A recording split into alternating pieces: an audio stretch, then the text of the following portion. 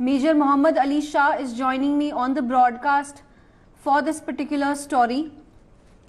A very good morning to you, sir. Sir, the clashes between Taliban and the national resistance have started. What are your thoughts on this? See, this was bound to happen, and Taliban is going to be getting a bloody nose in the you all know it, because the national resistance, they were all prepared to fight the Taliban, and especially in PANJSHIR area, where Taliban claimed that they had taken control of a couple of days back, about 2 days back, and Evan Masood said that please stop daydreaming, stop seeing dreams in the daytime. Militarily, if you see, tactfully, it's not actually possible to take over PANJSHIR because it's a very tough, difficult terrain, and it's covered with snow. Even right now, at this point of time, there will be snow over there. Now, when the clashes between Taliban and the national resistance start, of course, firstly, it goes to prove that the people in Afghanistan are not with Taliban. I still have Major General Mohammed Ali Shah with us. Sir, now the Taliban says that they have control over the situation, but the death toll has reached 4 million, and they are the ones who are initiating these clashes that are happening in PANJSHIR. Now, what is Taliban doing at this point? After the US has left, they want to just acquire the whole area and spread a reign of terror. See, Taliban, my dog is very, I'm so sorry. With Taliban is trying to play a psychological warfare over here, because also apart from fighting physically, because they have learned a lot of psychological warfare from China, in fact, who is actually keeping a hawk's eye on Afghanistan to establish their colony over there. Now, Afghanistan, about 3 weeks back, more than 3 weeks back slightly, what they claim? They claim that they have actually taken over 85% of Afghanistan at that time, including Kabul, which was a lie. They did it later on, subsequently as a different thing, but that was a lie. If that was the case at that time, the president of Afghanistan, Ashraf Ghani, was very much present in Kabul. Amrullah Saleh, the vice president of Afghanistan, was very much present in Kabul. Abdullah was very much present in Kabul, the leader of the opposition, you could say. You know, Ashraf Ghani was there, and Hamid Karzai was in Kabul. So Taliban will just lie. 2 days back, they claim that they have taken over PANJSHIR as well, right? So Taliban will just lie, and they will try to play a psychological warfare. That is the strategy that they are trying to do at the moment. But they have got hold of US equipment, which most of it the US has disabled alright. But the small arms that they have got the equipment alright, some of these like small arms or Humvees, but they do not know how to use it properly. So Taliban is going to definitely play a psychological warfare, and they are trying the best to gain acceptability, which I really doubt, which many nations will give them. Apart from Pakistan, China, and few other allies, that's about it. So Taliban, even okay, let's think logically.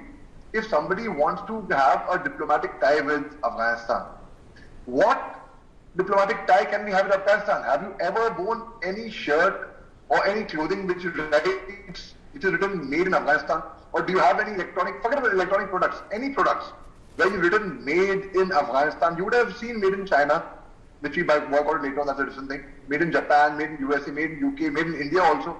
But have you ever seen, logically, have you ever worn shoes which reads made in Afghanistan? No. So they were warlords. So the only thing they're good at is bullets. So now, what diplomacy can one establish? What trade links? What import or export can be established with Afghanistan actually? Yeah. What diplomatic ties can be established with them? Only form of communication with Afghanistan can be, oh, they've hijacked an aircraft, so please release those people.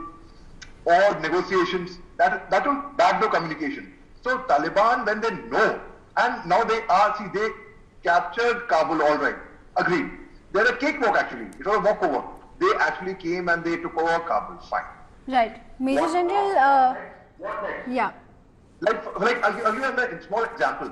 Like supposing you have to go to a foreign country, for example, which you have never been. You take a flight, you know nobody, you don't know a soul in that country.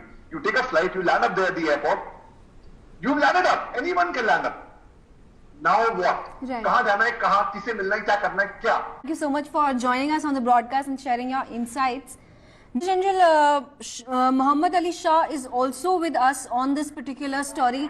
Now, sir, Al-Qaeda has sent a congratulatory message to Taliban and there's also a mention of Kashmir in this.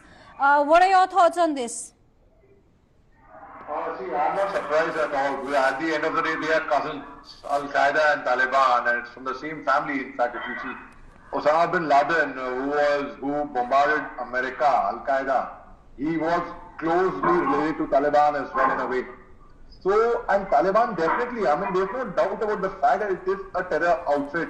I mean, they might try to gain acceptability. It's the biggest joke. A terrorist outfit trying to gain acceptability and respect.